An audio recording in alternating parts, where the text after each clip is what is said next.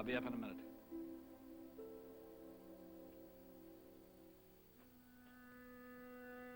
What happened?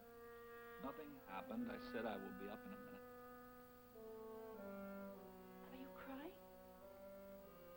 What is it? Nothing. Nothing happened. That's what you expected, isn't it? That's what you wanted, isn't it?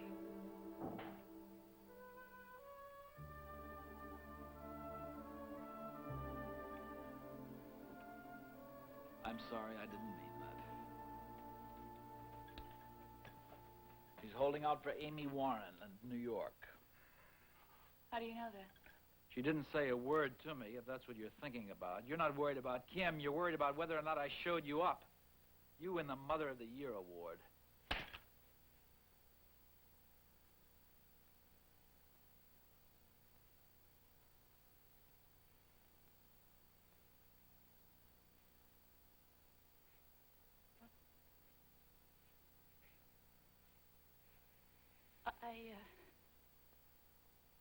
I was afraid.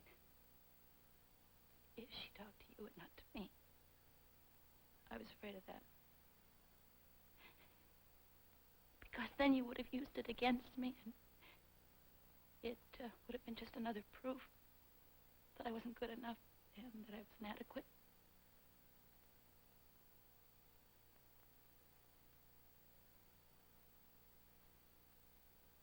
What are we doing? Why are we using Kim as a battleground? She is, isn't she? What a terrible thing. What a really terrible thing.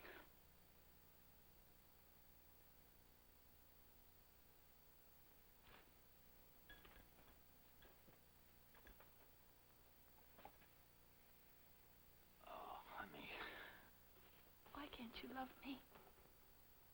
What am I doing wrong? David, you're my whole life. Every thought of mine surrounds you. Everything I do is because of you. The clothes I buy, the way I wear my hair. I think, will that help David? Will it please him? Will it be good for him? Will it make him proud of me? Oh, help me, David. What am I doing that's wrong? Am I living too much in your life?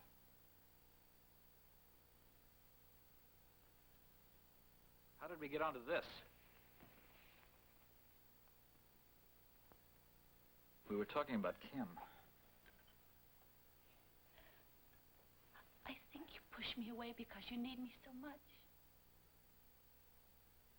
You're not talking any sense. Oh, I am. And you don't like needing me, but you do, David. David, you're not a self-starter. You need a woman who'll fight for you. It's no accident that you found me. But you can't admit that, can you? As I recall, you found me. I had a wife, remember?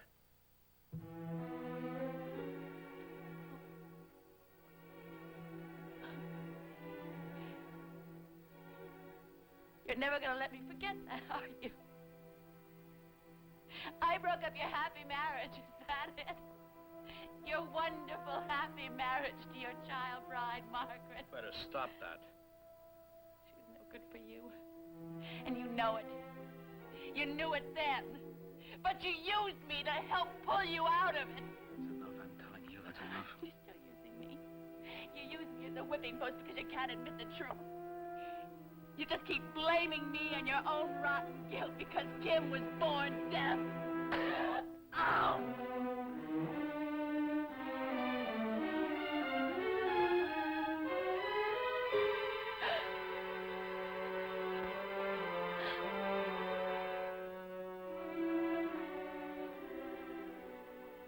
What does Allison remind you of, David?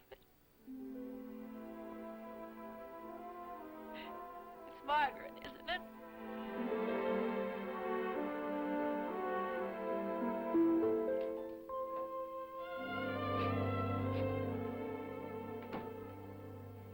Sorry I left my coat here. Oh, hi. a bit early for you to be donating blood? I mean, you were a patient here yourself not too long ago, weren't you? Yeah, I just about qualified. Just about is right. How do you feel? I think just fine, thanks. Well, drink this and stay put for a while. Thank you.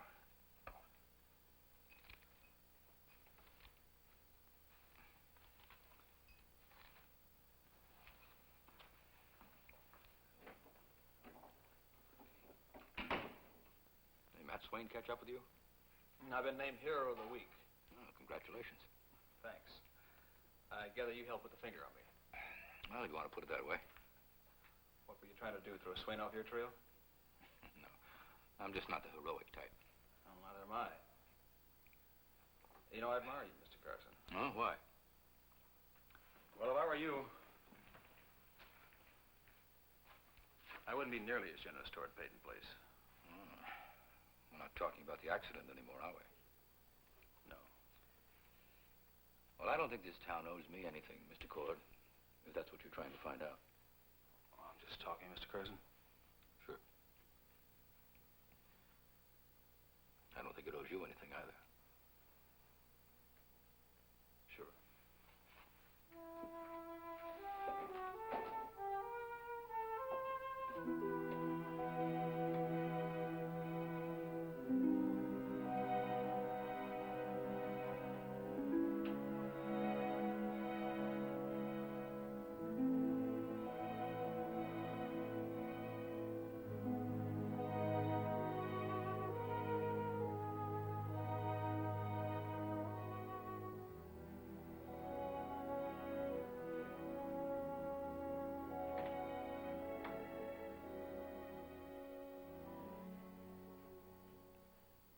He should be all right.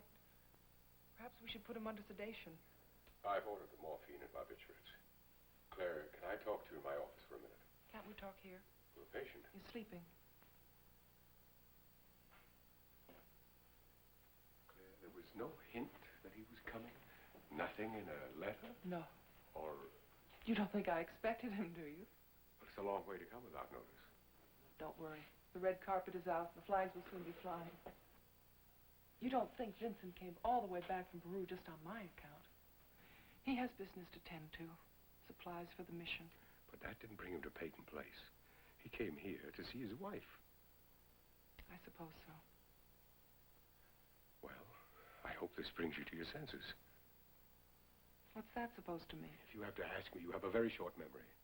Because I was at the beach cottage with Mike? Do you have any idea of how that looked? I was wearing Mike's bathrobe over my dress, which was rain-soaked.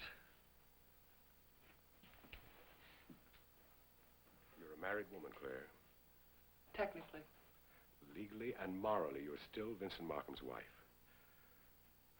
Oh, I know it's considered modern to behave in this way, but I don't... In what way? What have I done? You deliberately encouraged Michael Rossi. Oh, Father, I know how you must have felt tonight, but you don't know what you're saying.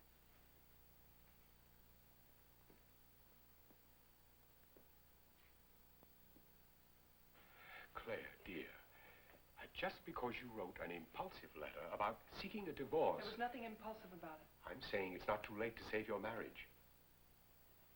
I'm saying I don't want to. What about Vincent? What about him? Oh, aren't you going to consider his feelings? I don't know what they are.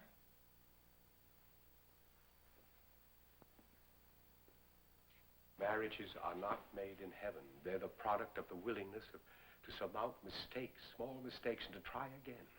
Sometimes it takes an objective third party. You don't understand. This isn't a question of small mistakes. And it isn't a question of dashing off a letter. He's right here. I know that. I'll talk to him. When, Claire? As soon as he's awake. Oh, excuse me. I just want to let you know that Mr. Fredericks is resting better now. Good. Michael, I've decided to turn over the management of Dr. Markham's case to you. Well, that is, if you have no objections. Well, very well, sir. Well, then, we'll leave you with your patient.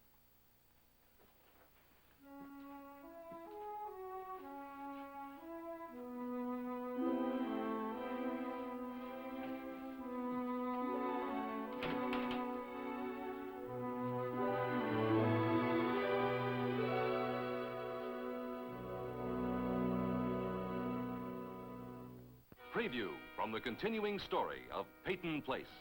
Well, I can't turn my back on things like that. Or boys like that. And I'm not going to stand around and wait until somebody gets hurt so that then the police can do something. I can't help what Joe says. Look, I'm not accusing you. I can't stop him from driving by and honking his stupid horn. That's why I want you to come to me if he gives you a bad time. I've been looking for you, Chernak. You and your buddy. Sorry I didn't know that, Mr. Carson.